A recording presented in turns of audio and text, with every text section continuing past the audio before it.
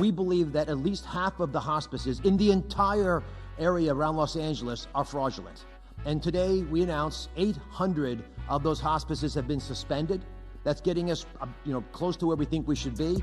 800 hospices that last year charged the federal taxpayer $1.4 billion will no longer be paid. 800 hospices shut down, and we're not hearing much. It's crickets out there. So we believe we're on the right path here. America, the federal government just held back $1.3 billion from California because they found at least half of Los Angeles hospice businesses are running as complete frauds. Not slightly questionable, not under review, completely false. Billing Medicare for dying patients who were never dying and never received care. But the story getting buried under Gavin Newsom's press conferences is the man legally required by federal law to investigate this fraud in California, Attorney General Rob Bonta. The feds sent him a formal letter saying his failure to do his job put every single dollar of California's Medicaid money at risk. And while Rob Bonta was busy calling the investigation political, his wife, California Assemblywoman Mia Bonta,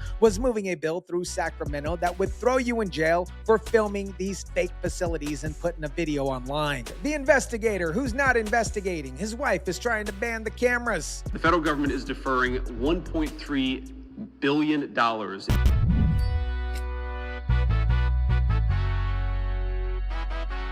What is up, guys? Tyson DeLaCruz here. Thank you so much for rocking with me. Quickly, before we dive deeper, because this story only fully lands when you understand what hospice care is supposed to do. Hospice is not a hospital. It is end-of-life care. When doctors tell you you have 6 months or less to live, usually from cancer, Medicare covers your hospice services. Nurses generally come to your home, give you medication, make sure that you feel comfortable. The idea is that you spend the last months with dignity instead of hooked up to machines in hospital rooms. This is a 40-year-old program, well-meaning, built on compassion. Now, here's why criminals absolutely love this. When you enroll in hospice, you give up your standard Medicare coverage. Hospice collects a monthly payment for your care, sometimes thousands and thousands of dollars. Very little outside oversight checking whether the care is actually being delivered or not. All they need is a patient to enroll and a doctor to pencil whip and sign off on the paperwork. Criminals in Los Angeles found out that the paperwork, that was the easy part. 1 in 3 hospices in the entire country are in Los Angeles. Not in California, just LA. If somebody told you that 1/3 of every McDonald's in America was inside the neighborhood of Los Angeles, you know immediately that something's broken. 1/3 of the country's dying people do not live in one city. But 1/3 of the country's hospice billing is coming from Los Angeles County because nobody in California with authority decided to stop it or pay attention to it. And some of those quote-unquote patients, real people, signed up for hospice care that actually never came, and someone collected their Medicare payment every single month. No one is guarding the hen house. At a news conference in downtown Los Angeles, U.S. Attorney Bill Asaley and Dr. Mehmet Oz, who oversees Medicare and Medicaid, said his agency is auditing California's Medicaid system and does not like what it's finding. The Medicare number became a monthly billing cycle. A criminal operation collected thousands and thousands of dollars every single month, and a person legally required to catch that in California, whose name is on the federal unit, was not catching it.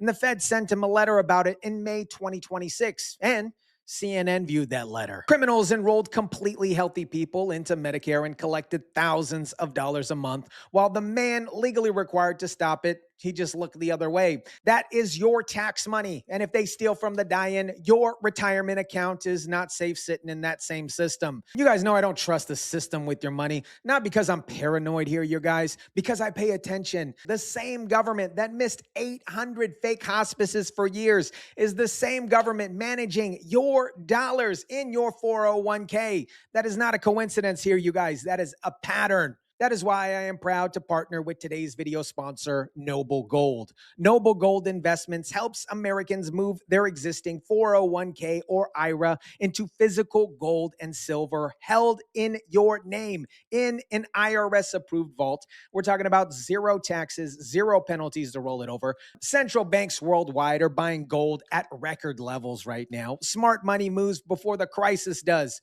not after. Visit noblegoldinvestments.com/Tyson. Again, that's noblegoldinvestments.com/Tyson, or call 877-646-5347. Noble Gold, that's who I trust. Now let me show you the letter that Rob Bonta has been sitting on. The Centers for Medicare and Medicaid Services, the federal agency that Dr. Oz runs, sent a formal letter directly to California's Attorney General, Rob Big Boy Bonta. CNN confirmed it. They viewed it. This is from the letter. Your failure to do your job, non-compliance with your MFCU obligations can take your state's entire Medicaid program out of compliance. This means your failure to do your job as head as MFCU has put all of your state's Medicaid funds in jeopardy. Your failure. Underline it, highlight it red, to do your job in that letter addressed by name. The California's top law enforcement official. That is the federal government in official writing telling Attorney General Rob Bonta, the most largest state in America, that he's not doing his job. Of course, Big Back Bonta posted on X that California was being targeted for political reasons. And his wife, she filed the bill. The author of this bill, which is California Assembly Bill 2624, is Democratic Assemblywoman Mia Bonta. And if her last name sounds familiar, it is. In fact, her husband is the Attorney General of California, Rob Bonta. So Republicans have nicknamed this bill the Stop Nick Shirley Act. Let me put this in terms so that everybody can follow. Imagine there is a detective, a pet detective, whose job is to solve a robbery. The detective, aka Rob Bonta, is not solving it. Meanwhile, the detective's wife goes to the city council and introduces a new law that would send you to prison for filming the robbery and posting it online. My friends, that is not hypothetical. That is the Bonta. That is the Big Back Bonta family in California right now. One has the legal duty to prosecute fraud. The other is pushing a bill to criminalize the journalism who found out what the fraud unit was missing. Nick Shirley, shout out to Nick Shirley, by the way, is 24 years old. He is an independent journalist. You've probably seen his videos go absolutely nuclear viral. He grabbed a camera, sometimes even his iPhone, and drove to Los Angeles to address the registered hospice facilities being billed or billing Medicare. He went inside, he filmed it in case after case, empty buildings, strip mall storefronts with no equipment, no nurses visible, no medical staff, nothing that looked like a facility caring for dying people. He released a 40-minute documentary that was watched, get this, 42 million times on X. 42 million people watched what California Official Fraud Investigations Unit spent years not finding nothing. Mia Bonta's bill, AB 26240, would make filming that documentary and posting it online a crime. Filming and posting online a crime. Watch how she defends her own bill when pressed directly about journalism. Just to clarify, because you're mischaracterizing what I supposedly acknowledged. What I acknowledged was that under the scenario that you offered, that individuals who were investigating were journalists. This bill ensures that we protect lawful free speech and opportunity for criticism. She said lawful free speech. The bill bans posting images and videos of workers at organizations that qualify as immigration support services, which includes categories of many of these fake hospices operate under. The journalist the bill is literally named after would be the first person prosecuted under it. They don't want undercover watchdogs with cameras finding the evidence of their misappropriation of funds and their violation of laws. Opponents like DeMaio claim the bill is a direct response to Shirley's viral videos, allegedly exposing millions of dollars of fraud inside Minnesota daycare centers. Fraudulently to this business that has quality learning center but can't even spell learning right on the door. A sitting member of the California state legislature calling a bill authored by California AG's wife a deliberate campaign to silence journalism and journalists. And believe this or not, the bill has already cleared its first committee. Now hear what the federal government learned about how long California knew this was happening.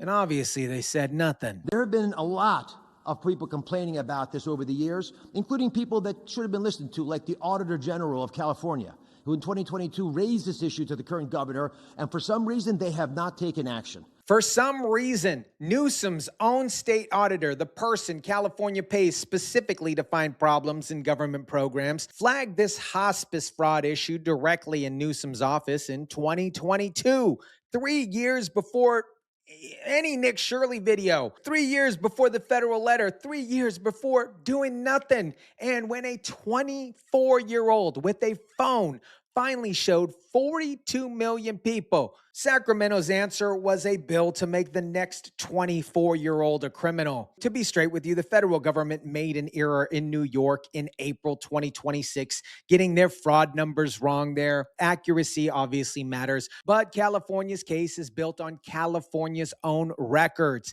The 800 suspended hospices. Let me rewind that. 800 suspended hospices. The 2022 ignored warning and the federal letter Rob Big Back Bonta is sitting on in his inbox. Here's the thing that makes this quote unquote political impossible to say with a straight face, Mr. Rob Bonta. Rob Bonta's own Department of Justice, before the federal deferral was even announced, filed charges against 21 people as part of something called Operation Skip Trace. This was a massive hospice fraud case, $267 million in fake Medi-Cal billing, California's own law enforcement action against the exact same crime the federal investigation is about. You can't charge 21 people for Medicaid hospice fraud and simultaneously call the federal hospice fraud investigation a political attack, Mr. Rob Bonta. Both of those things can't be true in the same universe unless you're in Marvel. Watch what Dr. Oz said about how visible this fraud actually is to anybody who bothers to show up. It's not hard to actually go and visit these places if you want to. We should be asking, why haven't we already done this before? I've seen it in my own state. I'm sure you've seen it in yours. At a federal government press conference, that's what Dr. Oz said, on camera with the U.S. attorney standing next to him. You drove to the address, you look, Nick Shirley looked, Dr. Oz sure as heck looked, with DEA agents, might I add. Everybody found the same thing. The question, why haven't we already done this, is being asked by the federal government right now. The answer here, you guys, obviously lives in Rob Bonta's job description and in his wife's committee hearing. Now, aside from California, Vance also calling out Hawaii and New York as states that have not taken the issue of Medicaid fraud seriously, adding that if steps aren't taken to correct course, other resources within these programs could be turned off. Hawaii, New York, behind California on the list. Vance pulled up all 50 state Medicaid fraud units on formal written notice here. Prosecute aggressively or lose federal funding. That enforcement threat runs directly through Rob Bonta's budget. California's fraud unit is federally funded. If Vance follows through on that warning, the unit that Rob Big Back Bonta is already accused of running poorly loses money to operate at all, period. End of story. And his wife is in Sacramento trying to make sure that nobody with the camera can show up on what the unit is missing. They're literally willing to impose a $10,000 fine or imprisonment if you go and seek to find out the truth about a location that could potentially be fraudulent inside your own neighborhood. Your neighborhood, that's where it lands. For every regular person watching this video who watched the press conference, there is a building probably 2 miles from your house billing Medicare as a hospice facility. You drive by it, it's sandwiched between a convenience store and a smoke shop. It doesn't look right. You film it, you post it, and under Mia Bonta's bill, $10,000 fine, potentially jail. And the fraud unit run by her husband that was legally supposed to find it first, nothing happens to them. The journalist who found it for free, they got to go to court. The government officials who missed it for years keep their paychecks. That's California's accountability system in 2026. A third of all hospices, a third of all these programs in the entire country are in Los Angeles. Ask yourself, how is that possible? It's not. There are not that many people dying in Los Angeles. And it's the most factual, simple argument in this entire story. The math just ain't mathing, you guys. 1/3 of American hospices in one city is not demographics here. It is not coincidence. It is fraud. It is a fraud ecosystem that ran for years because Rob Bonta's fraud unit was not looking. And now Mia Bonta wants to make sure that nobody else looks either. America, here's what nobody's laying out about AB 2624 and what actually comes next. As of May 2026, Mia Bonta's bill cleared its first committee and still has to pass full California Assembly, then State Senate, then reach Newsom's desk. Every one of those steps is a chance for it to die. But Newsom ignored auditor warnings for 3 years. His own AG called the federal investigation political while running his own investigation into the same crime.